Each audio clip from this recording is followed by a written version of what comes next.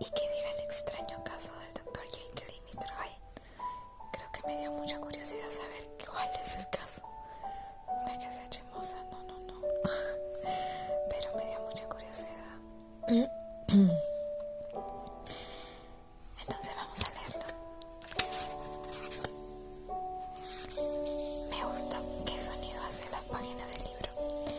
Yo soy muy fan de la ASMR y es la primera vez que hago esto. No con la intención de hacerme famosa, solo porque me da curiosidad cómo suena mi voz.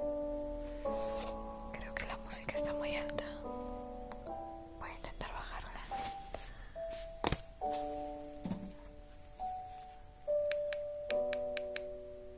Para esto he ambientado mi cuarto con luces tenues amarillas para sentirme más cómoda. Aparte de que aquí son la 1 de la mañana y 37 minutos. Entonces me parece que no hay ruido, no se escucha nada más que mi voz. Lo siento, mi voz y el sonido de la televisión. Ok, ya no me distraigo más, lo siento. Sufro de... no sé si sufro, pero bueno, una vez a un amigo le dije, perdón, me justifiqué diciendo que tenía el trastorno de déficit de atención, pero la verdad no he ido hasta ahora al psicólogo para detectar ello, ¿no? Bueno, vamos a empezar ahora sí.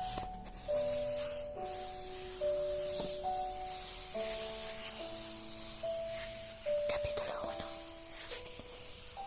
Historia de la puerta.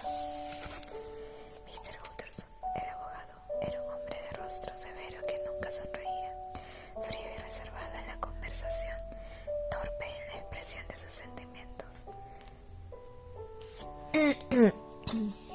Lo siento. Era delgado, alto y melancólico, pero a pesar de todo eso, lograba inspirar afecto en las reuniones con amigos y cuando el vino le agradaba. Sus ojos mostraban una cualidad humana que no se reflejaba en sus palabras, pero que se manifestaba en su rostro durante la sobremesa y más a menudo a través de sus acciones cotidianas.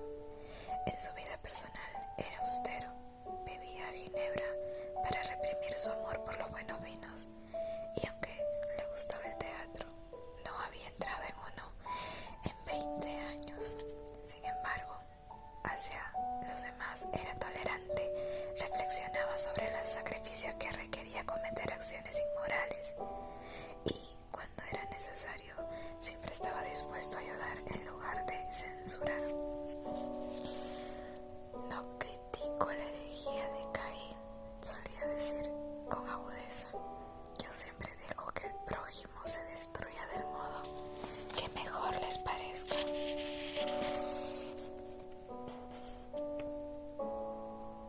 Página 8. Su carácter hacía que a menudo fuera la última persona honorable que alguien tenía en su vida. Las últimas influencias positivas en la vida de quienes estaban dirigiendo hacia su propia destrucción. Siempre mantenía la misma actitud hacia aquellos que estaban en esta situación, independientemente de cuánto tiempo estuviera cerca de él. Indudablemente, tal comportamiento no debía resultar difícil para Mr. Utterson, por ser un hombre reservado, que basaba su amistad en una tolerancia solo comparable a su bondad. Es propio de la persona modesta aceptar el círculo de amistades que le ofrecen las manos de la fortuna, y tal era la actitud de nuestro abogado. Sus amigos eran o bien familiares suyos o aquellos a quienes conocía hacía largos años.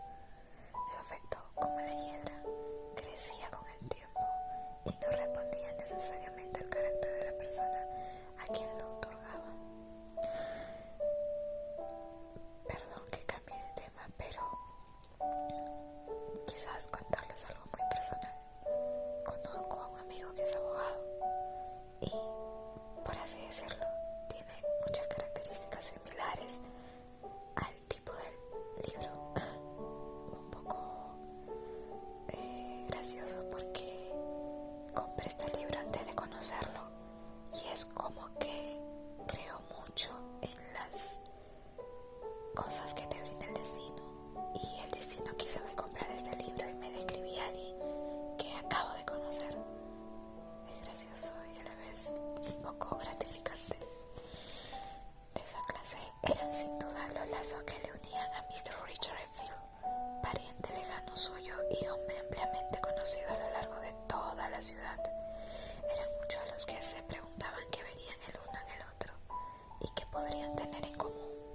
Todo el que se tropezara con ellos en el curso de sus habituales paseos dominicales afirmaba que no decían una sola palabra, que parecían notablemente aburridos y que recibían con evidente agrado la presencia de cualquier amigo, y sin embargo ambos apreciaban al máximo estas excursiones. Las consideraban el mejor momento de toda la semana, y para poder disfrutar de ellas sin interrupciones no solo rechazaban oportunidades de diversión, sino que resistían incluso a la llamada del trabajo.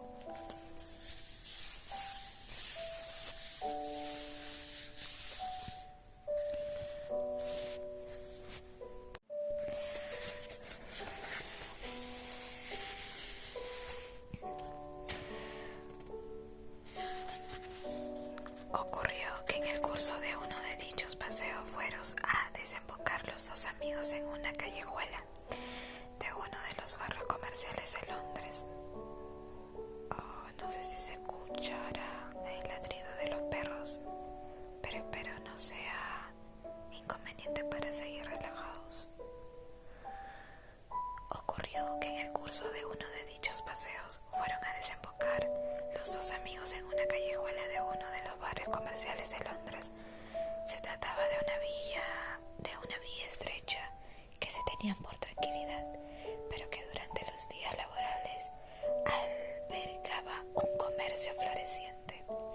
Al parecer, sus habitantes eran comerciantes prósperos que competían los unos con los otros en medrar más todavía, dedicándolo sobrante de sus ganancias en adornos y coqueterías, de modo que los escaparates que se alineaban a ambos lados de la calle ofrecían un aspecto realmente tentador, como dos filas de vendedores sonrientes. Aún los domingos, días en que velaba sus más grandes encantos y se mostraba relativamente poco frecuentada, la calleja brillaba en comparación con el deslucido barrio en que se hallaba como reluce una hoguera en la oscuridad del bosque, acaparando y solazando la mirada de los transeúntes con sus contraventanas recién pintadas, sus bronces bien pulidos y la limpieza y alegría que la caracterizaban. A dos casas de una esquina, en el lado izquierdo de la calle, cuando se va de oeste a este, había una entrada a un patio que interrumpía la fila de escaparates. Justo en ese mismo lugar había un edificio siniestro que sobresalía hacia la calle. Constaba de 2 plantas y no tenía ni una sola ventana visible. Solo contaba con una puerta en la planta baja y una pared ciega y descuidada en la planta superior. Se podía ver el rostro. Lo siento. Se podía ver el rastro de un descuido sórdido y prolongado en todos los detalles. La puerta, que no tenía timbre ni llamador, estaba descolorida y con la pintura saltada. Los vagabundos se refugiaban allí y encendían sus fósforos en las hojas. Los niños montaban sus tiendas en los peldaños y un escolar había probado el filo de su navaja en las molduras. Parecía que nadie en casi una generación se había preocupado de alejar a estos visitantes inoportunos ni de reparar los daños que habían causado. Mr. Enfield y el abogado caminaban por la acera puesta, pero cuando llegaron a dicha entrada, el primero levantó el bastón y señaló hacia ella.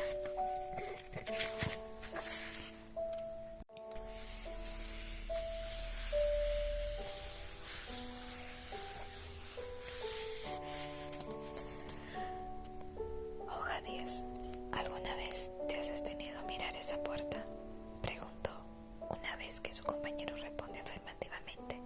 continuó hablando. Siempre la asocio mentalmente con un extraño suceso. De veras, dijo Mr. Utterson con una ligera alteración en la voz. ¿De qué se trata? Verás, ocurrió lo siguiente, continuó Mr. Enfield. Volvía yo en una ocasión a casa, quién sabe de qué lugar remoto, hacia los 3 de una oscura madrugada de invierno. Mi camino me llevó a atravesar un barrio de la ciudad en que lo único que se ofrecía literalmente a la vista eran las farolas encendidas. Recorrí calles sin cuento, donde todos dormían, iluminadas como para un desfile y vacías como la nave de una iglesia, hasta que me hallé en ese estado que un hombre escucha y comienza a desear que aparezca un policía. De pronto vi 2 figuras, una la de un hombre de corta estatura que avanzaba a buen paso en dirección al este, y la otra la de una niña de unos 8 o 10 años de edad que corría por una boca calle a la mayor velocidad que le permitían sus piernas. Pues señor, como era de esperar, al llegar a la esquina, hombre y niña chocaron. Y aquí viene lo horrible de la historia. El hombre atropelló con toda tranquilidad el cuerpo de la niña y siguió adelante a pesar de sus gritos, dejándola tendida en el suelo. Supongo que tal como lo cuento no pareciera gran cosa, pero la visión fue horrible. Aquel hombre no parecía un ser humano, sino un juggernaut horrible. Un juggernaut horrible. Le llamé, eché a correr hacia él, le atenacé por el cuello y le obligué a regresar al lugar donde unas cuantas personas se habían reunido. Ya en torno a la niña, el hombre estaba muy tranquilo y no ofreció resistencia, pero me dirigió una mirada tan aviesa que el sudor volvió a inundarme la frente, como cuando corriera. Los reunidos eran familiares de la víctima y pronto hizo su aparición el médico, en cuya búsqueda había ido precisamente la niña. Según aquel matasanos, la pobre criatura no había sufrido más daño que el susto natural, y supongo que creerás que con esto acabó todo, pero se dio una curiosa circunstancia. Desde el primer momento en que le vi, aquel hombre me produjo una enorme repugnancia, y lo mismo les ocurrió, cosa muy natural, a los parientes de la niña. Pero lo que me sorprendió fue la actitud del médico. Respondía al tipo de galeno común y corriente. Era hombre de edad y aspecto indefinido, fuerte acento de Edimburgo y la sensibilidad de un banco de madera, pues le ocurría lo mismo que a nosotros. Cada vez que miraba a mi prisionero se ponía enfermo y palidecía, presa del deseo de matarle. Ambos nos dimos cuenta de lo que pensaba el otro, y dado que el asesinato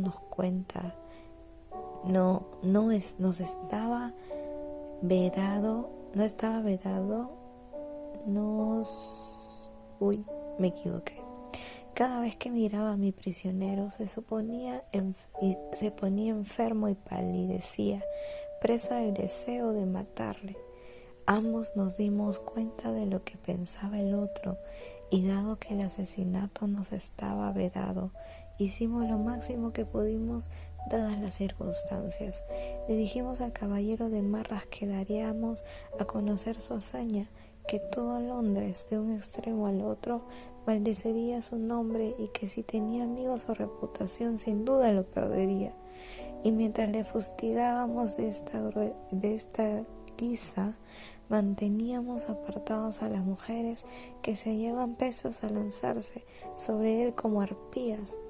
En mi vida he visto círculos semejantes de rostros encendidos por el odio, y en el centro estaba aquel hombre revestido de una especie de frialdad negra y despectiva, asustando también, se le veía, pero capeando el temporal como un verdadero Satán.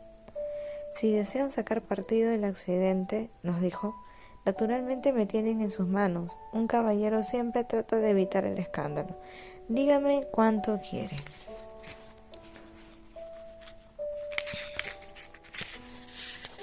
Bien, le apretamos las clavijas y le exigimos nada menos que 100 libras para la familia de la niña. Era evidente que quería escapar, pero nuestra actitud le inspiró miedo y finalmente accedió. Solo faltaba conseguir el dinero y, adivina, ¿a dónde nos llevó? A ese edificio con la puerta. Abrió con una llave, entró y salió poco después, con 10 libras en oro y un cheque por el valor restante, emitido contra el banco Coat y firmado con un nombre que no puedo mencionar, aunque es uno de los detalles más interesantes de mi historia. Lo que sí puedo decir es que era un hombre muy conocido y que se ve muy a menudo en los periódicos.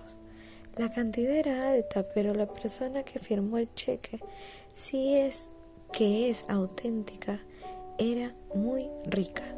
Me tomé la libertad de decirle al caballero en cuestión que todo el asunto me pareciera sospechoso, que en la vida real un hombre no entra a las 4 de la mañana en un lugar así para salir poco después con un cheque por casi 100 libras firmado por otra persona, pero él se mostró frío y despectivo. No tengan ningún temor, me dijo. Me quedaré con ustedes hasta que los bancos abran sus puertas y pueda cobrar yo mismo ese dinero. Así que todos nos pusimos en camino. El padre de la niña, el médico, nuestro amigo y yo pasamos el resto de la noche en mi casa y al día siguiente, después de desayunar, nos dirigimos al banco juntos. Yo mismo entregué el cheque al empleado, haciéndole notar que tenía razones sólidas para sospechar que podía ser una falsificación. Sin embargo, nada de eso. La firma era legítima. ¡Qué barbaridad!, dijo Mr. Utterson. He notado que piensas lo mismo que yo, dijo Mr. Enfield. Sí, es una historia desagradable porque el hombre en cuestión era un personaje detestable, un auténtico infame, mientras que la persona que firmó ese cheque es un digno ejemplo de virtud, una persona reconocida y, lo que es peor, famosa por sus buenas obras. Un típico caso de chantaje, imagino, el del caballero honorable que se ve obligado a desprenderse de una fortuna por algún desliz de sus límites de juventud e inmadurez. Por eso doy a este edificio el nombre de la Casa del Chantaje. Aunque aún eso estaría muy lejos de explicarlo todo, añadió. Dicho esto, se hundió en sus meditaciones, de las cuales vino a sacarle Mr. Utterson con una pregunta insospechada. ¿Y sabes si la persona que extendió el cheque vive en este lugar? Sería un lugar muy apropiado, ¿verdad?, respondió Mr. F. Pero se da el caso que recuerdo su dirección y vive en no sé qué plaza. ¿Y nunca has preguntado a nadie acerca de esa casa de la puerta? Chicos, o chicas, o chiques, me estoy quedando dormida. Voy a dejar la lectura ahí, en la página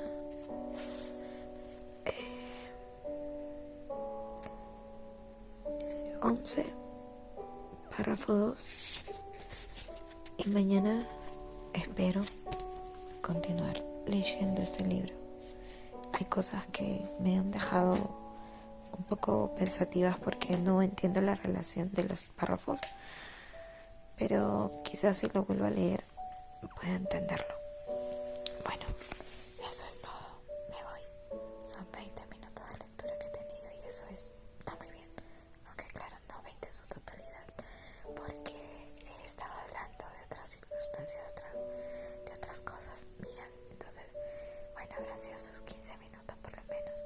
Y está bien para seguir avanzando. Eso es un pequeño proyecto para poder cambiar rutinas de mi vida y dejar de preocuparme por otras cosas